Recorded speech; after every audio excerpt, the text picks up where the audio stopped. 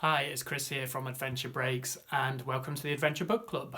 This month's book is A Voyage for Madmen by Peter Nichols. This book tells the story of 9 competitors who attempt to be the first person to sail around the world single-handed and non-stop.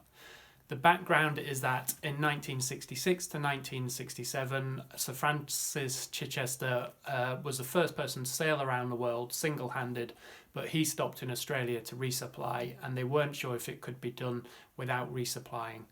So in 1968, the Times newspaper of London offered a prize for the first person to sail solo, single-handed around the world, and also the fastest person. So all these prizes are on offer, and these 9 competitors set out in 1968. There's 6 Englishmen, 2 Frenchmen, and an Italian. At the beginning, there's these 9 stories going on, but as time goes on, 1 or 2 of the competitors drop out, so the book ends up focusing on 3 or 4 main characters and stories. I'll tell you one of those stories, but as I say, there's other ones in there which are just as fascinating. So this one particular competitor was a guy called Donald Crowhurst.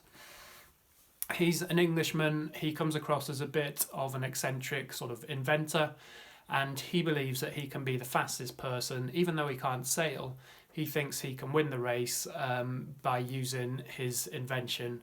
And what he's trying to do, he's got a trimaran, and he believes he can prevent it with his technology from capsizing, and therefore that he can push the boat harder and race much faster and do bigger distances than anyone else.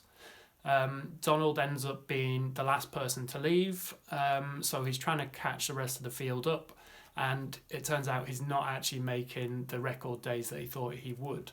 So what he starts doing, because, well, he's got a wife and I think 3 children at home, and is facing financial ruin if he doesn't make it back successfully. And so therefore he starts inventing this fictitious or fraudulent route, and so he's plotting these 2 courses. One is his actual route, and the other one is this one that he's making up and sending back to the papers in the UK. His intention, the competitors are all heading south around Europe and then Africa, and then they get to South Africa and around the Cape of Good Hope, and they head east until essentially they pop up around the bottom of South America, and then they head north again back up into the Atlantic to Europe.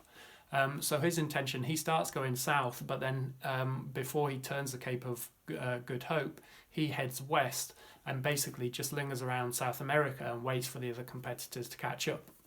He thinks he's going to not win the race but be in sort of 2nd or 3rd, and he thinks that there won't be too much focus on him and he'll get away with what he's been up to. When, because of some of the other twists and turns in the story, he realises that he may end up being the first competitor back, and that there would be a lot of focus on him, and that his fraud essentially would be exposed.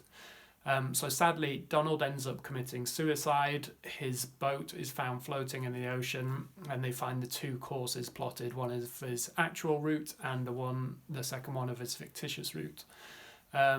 Donald's story was made into a film, a 2017 film called The Mercy, starring Colin Firth. So that's just one of the 3 or 4 stories that come across in this book. You don't have to be into sailing to appreciate the book and the adventure and what went on, and really it's a rabbit hole of other avenues and other books and films you can go and explore too. So that's this month's book recommendation, A Voyage for Madmen by Peter Nichols. If you would like other book and film recommendations, then click on the link below.